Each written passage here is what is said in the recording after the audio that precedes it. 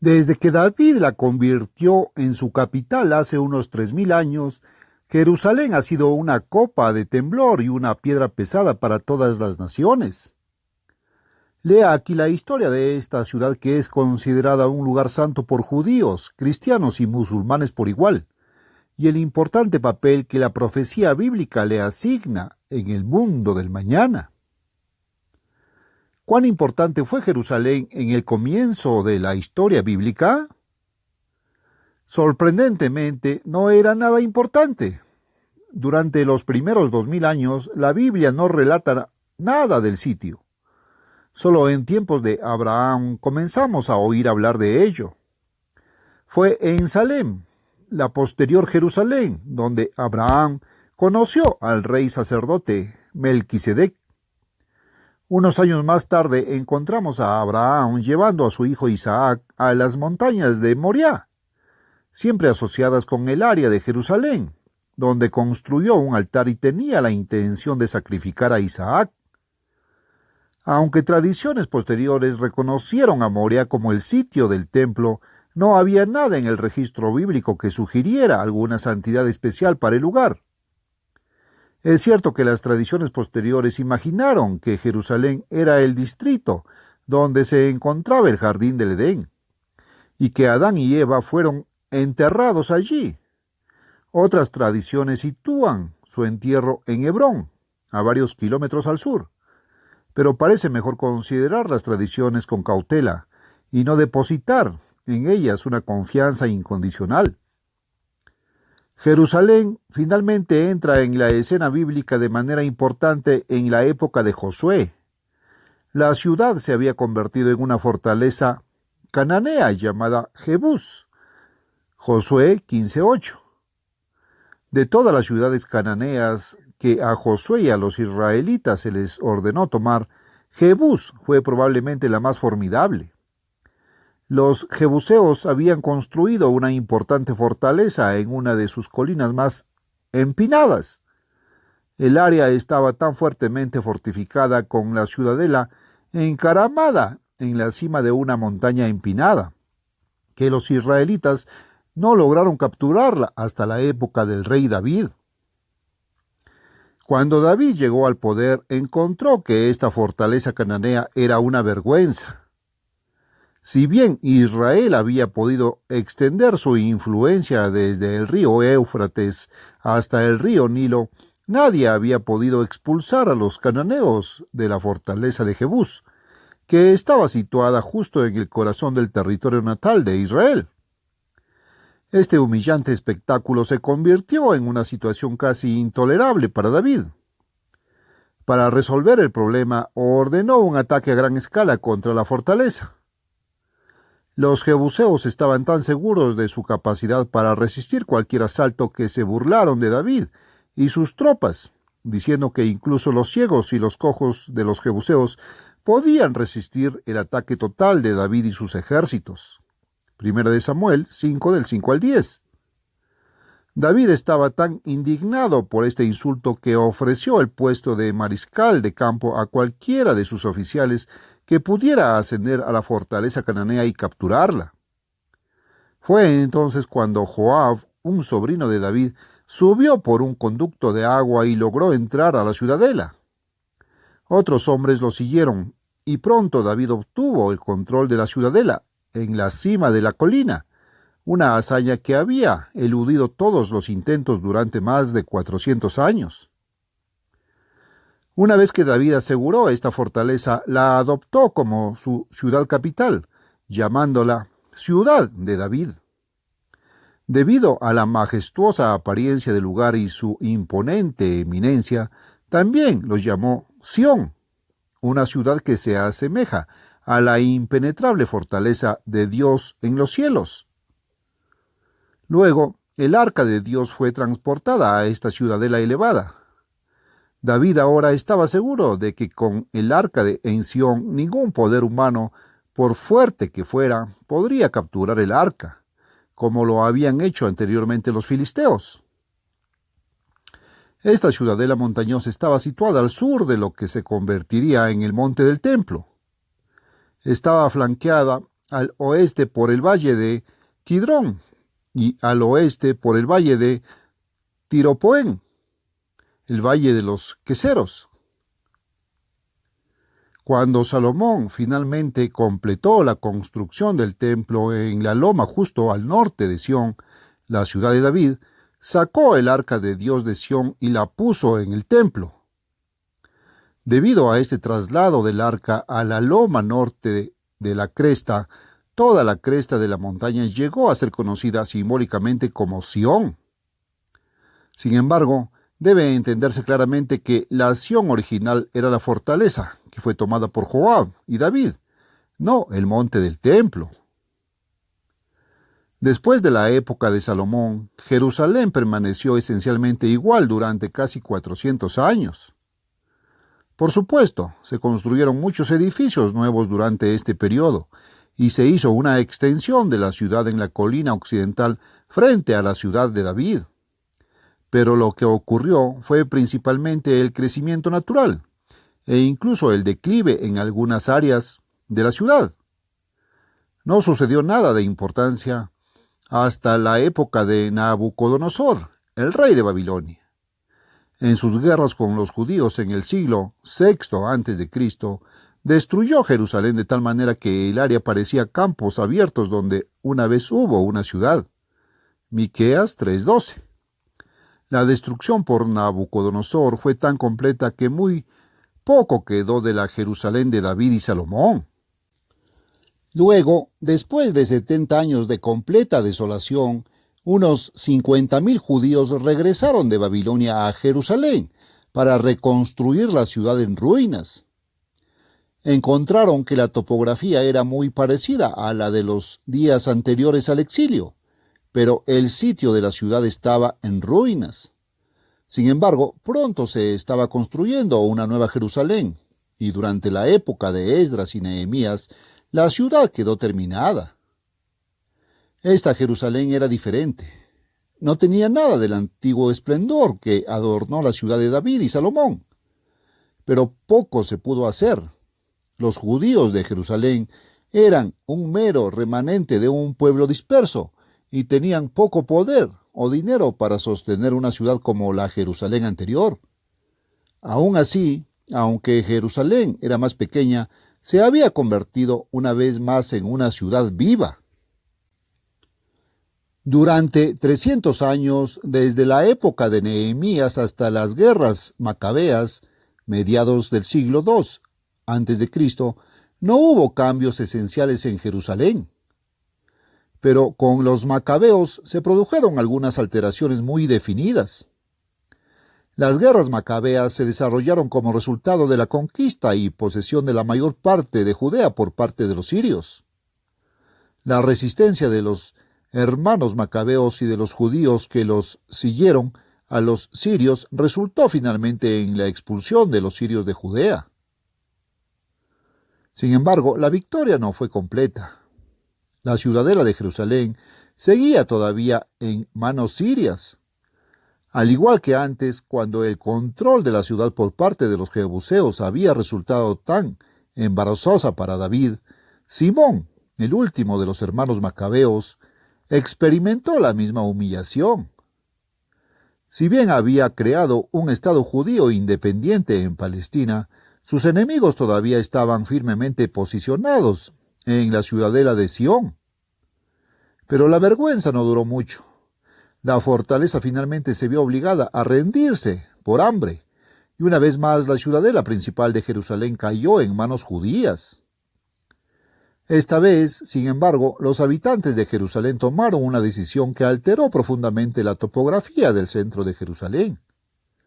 En lugar de continuar usando la ciudadela, como nos informa Josefo, el historiador judío, el pueblo decidió derribar sus muros, sus edificios y talar la montaña misma. Esto fue para evitar que los gentiles recuperaran la ciudadela y acosaran a la futura población de Jerusalén. Luego se pusieron a trabajar en la tala de la montaña. Esta empresa fue tan gigantesca que a la población de Jerusalén, trabajando día y noche, les llevó 3 años realizar la tarea. Josefo, Antigüedades de los Judíos, capítulo 13, 6, 7. Josefo declaró que esta montaña que los judíos demolieron estaba ubicada en el barrio inferior de la ciudad vieja, que era, por supuesto, la Sión de la época de David. Guerra de los Judíos, capítulo 5, 4:1. Si esto es cierto y Josefo afirma que lo es, podemos entender mejor por qué la Biblia llama a la fortaleza Monte Sión. Esta debe haber sido la montaña, con su fortaleza en la cima, que fue completamente arrasada por Simón y el pueblo de Jerusalén en el año 139 a.C. Ahora se puede entender por qué ya no hay un monte Sión en la cresta al sur del monte del templo. Sin embargo, hay que admitir que algunos eruditos creen que Josefo tiene razón al hablarnos de la destrucción de la montaña, pero seguramente debe estar equivocado en cuanto a su identidad con la ciudad de David. La razón principal de sus dudas es la afirmación de Josefo de que desde esta ciudadela se podía mirar hacia el recinto del templo. Antigüedades de los Judíos, capítulo 12, 9:3. Si la fortaleza estuviera situada en el espolón sur del monte del templo, tendría que haber sido una montaña muy alta para ver el recinto del templo. Pero ahí es donde lo expresa Josefo y el histórico libro de los Macabeos implica lo mismo. Después de todo, a la población de Jerusalén le tomó 3 años, trabajando día y noche, para demoler la montaña. Seguramente debió ser una muy grande. Según el estado actual de nuestro conocimiento, parece mejor reconocer que la ubicación de la fortaleza de Josefo estaba en la cima de la ciudad de David. 100 años después de la arrasación de Sión, se inició en Jerusalén una tremenda operación de construcción que ciertamente contribuyó a alterar la topografía de la ciudad. Esta era la época de Herodes el Grande en el siglo I a.C. Uno de los principales proyectos de Herodes fue la ampliación del templo y la plataforma sobre la que se encontraba. Para hacer esto, hizo que gran parte del área alrededor del templo fuera raspada hasta convertirla en un lecho de roca. Luego cortó canales en la roca y colocó en ellos los cimientos de los enormes muros que debían construir alrededor de la plataforma del templo. Incluso extendió la plataforma hacia el oeste a través del valle de Tiropeón. Para el agua que fluía estacionalmente en el Tiropeón, construyó nuevos conductos. Luego, en el valle al sur del monte del templo, construyó un gigantesco hipódromo, donde se podían celebrar carreras de caballos y otros espectáculos. En la colina superior hacia el oeste, construyó muchos edificios magníficos, incluido un suntuoso palacio para él. Todas estas operaciones de construcción requirieron la destrucción de gran parte de la Jerusalén más antigua, la Jerusalén que había existido desde la época de Nehemías y durante todo el periodo macabeo. Cristo estaba familiarizado con esta nueva Jerusalén herodiana. Tenía fuertes connotaciones helenísticas, griegas, en su estilo arquitectónico y no parecía en nada a la típica ciudad del Medio Oriente que conocemos hoy. La Jerusalén de la época de Cristo, que había sido construida por la familia herodiana, fue completamente destruida por los romanos en el año 70 después de Cristo. La destrucción romana fue exactamente igual a la anterior a manos de Nabucodonosor. Su ruina fue tan total que Josefo, que fue testigo ocular de la devastación, dijo que nadie que hubiera llegado al lugar podría haber creído que alguna vez hubo una ciudad en el área. Guerras de los Judíos, capítulo 7, 1:1. Los escombros que quedaron se utilizaron para rellenar parte de los valles que rodeaban la ciudad. También se produjo la erosión y gran parte de la ciudad alta fue arrasada para rellenar los valles de abajo. El resultado fue la completa desaparición de la ciudad, con excepción de una parte de los muros del templo y algunos restos de torres que Cristo y los primeros apóstoles conocieron. En su lugar, los romanos permitieron que se construyera una Jerusalén más pequeña y bastante modesta. Pero ni siquiera esta Jerusalén reconstruida duraría mucho. Entre el 132 y el 135 después de Cristo, los romanos volvieron a luchar contra los judíos en Jerusalén. Nuevamente la ciudad fue conquistada. Después de esta segunda guerra, los romanos estaban tan indignados por la rebelión judía que destruyeron todos los edificios de Jerusalén, que se habían construido desde la destrucción del año 70 después de Cristo. Y los registros afirman que se podía arar el suelo donde una vez estuvo la ciudad de Jerusalén. Uno puede imaginar fácilmente cómo debió alterarse la topografía en Jerusalén y sus alrededores después de que terminaron las dos destrucciones del 70 después de Cristo y el 135 después de Cristo. El sitio quedó completamente devastado y se parecía muy poco a lo que había aparecido en los días de Cristo y mucho menos a lo que parecía en los tiempos de David. El emperador romano Adriano, después de la desolación del año 135 después de Cristo, decidió borrar toda influencia judía del sitio de Jerusalén. Prohibió a cualquier judío, sin importar quién fuera, acercarse a 20 millas de la localidad. También construyó una nueva ciudad en su sitio y la llamó Aela Capitolina. Esta era una ciudad completamente pagana donde se debía honrar y adorar a los dioses romanos. En la construcción de esta nueva ciudad, los barrios con los que Cristo y los apóstoles habían estado asociados cambiaron tanto que muchos de estos sitios más antiguos se perdieron por completo de la memoria. De hecho, habría sido muy difícil localizar cualquiera de ellos, a excepción de la ubicación general del templo, algunas torres, etc.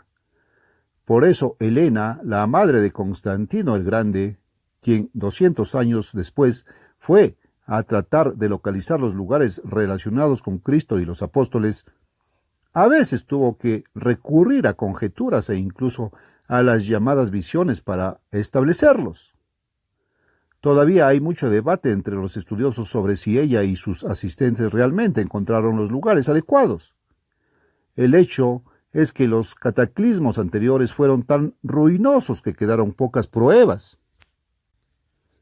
Con la llegada del cristianismo católico se produjo un nuevo interés por Jerusalén. Comenzaron a surgir iglesias, hospitales y albergues de peregrinos.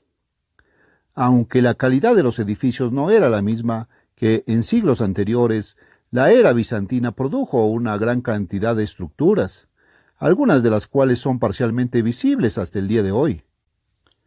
Incluso hubo un intento fallido por parte de los judíos de este periodo de reconstruir el templo, alrededor del 360 después de Cristo. Solo se construyeron los cimientos del templo previsto antes de que el incendio provocado y las autoridades romanas detuvieran su construcción. Justiniano, un emperador bizantino posterior del siglo VI, estaba tan interesado en la construcción de iglesias y otros edificios en Jerusalén y otros lugares que sus contemporáneos lo llamaron un nuevo Salomón.